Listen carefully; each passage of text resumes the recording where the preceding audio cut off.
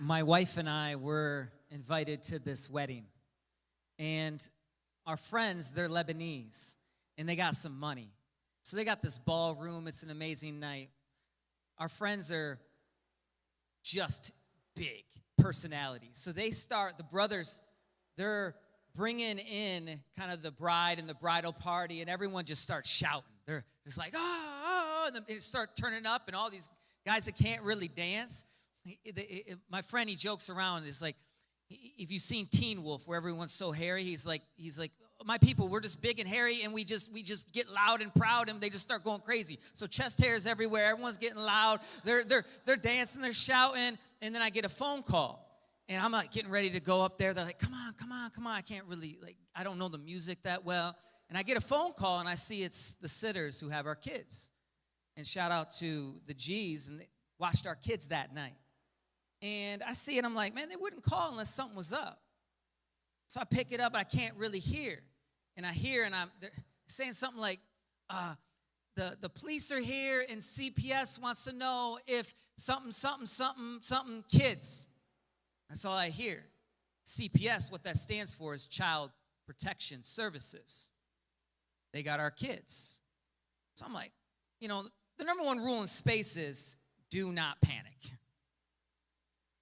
So I'm like, hold on, what'd you say? And then they talked about, well, there was some kids down the street that Child Protective Services got called on. And because of our relationship with the community, the police said, if City Life will step in the gap, we'll let them take them for the night. There was 4 kids. And so they weren't calling about our kids. They were calling about those 4 kids. And he goes, hey, can I get some advice? Should I take the kids in tonight? Like, what do I do? I was like, man, thanks for calling. And instantly, you know the answer, right? Like, they're going to take the kids, right?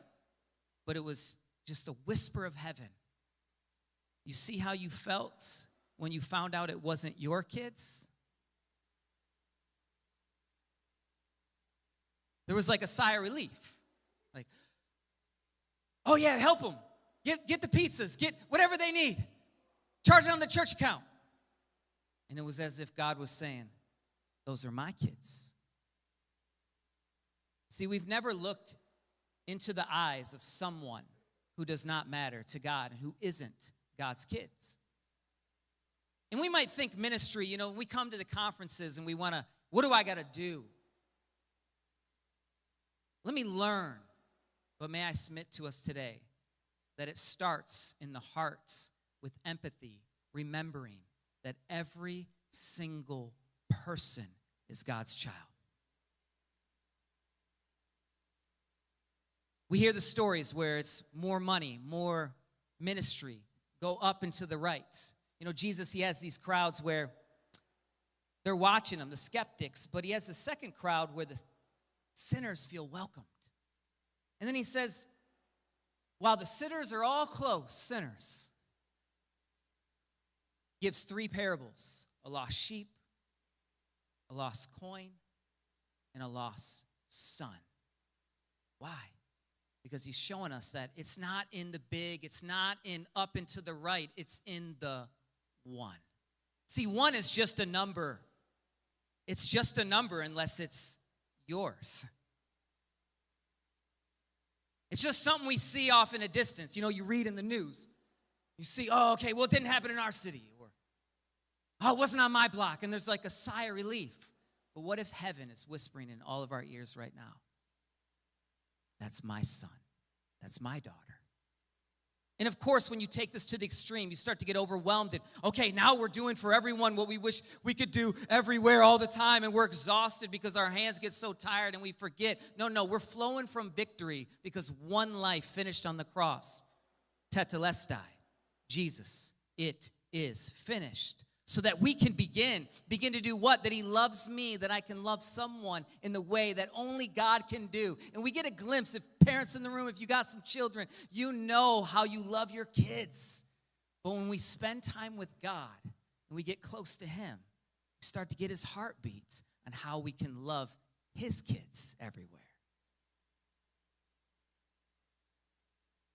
So here's what I would hope that we consider.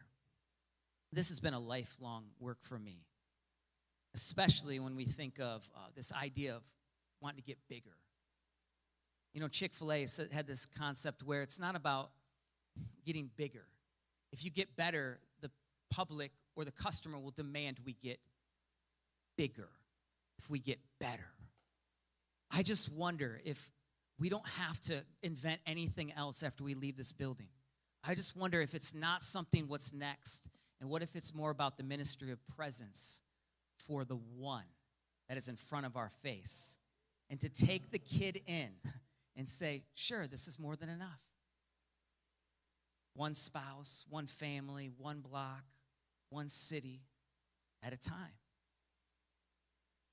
So I find myself getting schooled in this idea way too often. But I believe it's the story of heaven that is saturated all through the text, that it's not coincidence that God so loved me and you that he sent his only one begotten son. Because if there was many, it's kind of like, yeah, pick and choose. I got extras, right? You got extras. And we got 5 kids, so we are not willing to lay any of them down for you. Only God. We hope that they would empty themselves out and serve you, right? So don't get caught up in the myth that it's bigger. Don't get caught up in the lie that we need more. Get captivated with the heart of heaven and let him whisper to you today that it's not 16. It's not 12 lives. It's not 11 people. It's not 10. It's found in the small. And the biggest number on this planet is 1. Woo!